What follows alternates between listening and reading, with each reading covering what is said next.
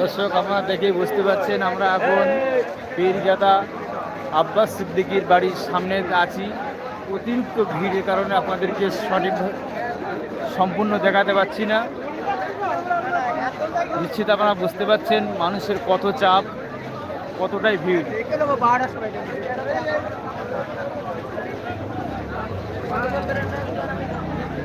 দর্শক নওশাদ সিদ্দিকী, ভাঙড়ের বিধায়ক নওশাদ সিদ্দিকী তিনি এই মুহূর্তে দাঁড়িয়ে আছে, দেখতে পাচ্ছেন আপনারা।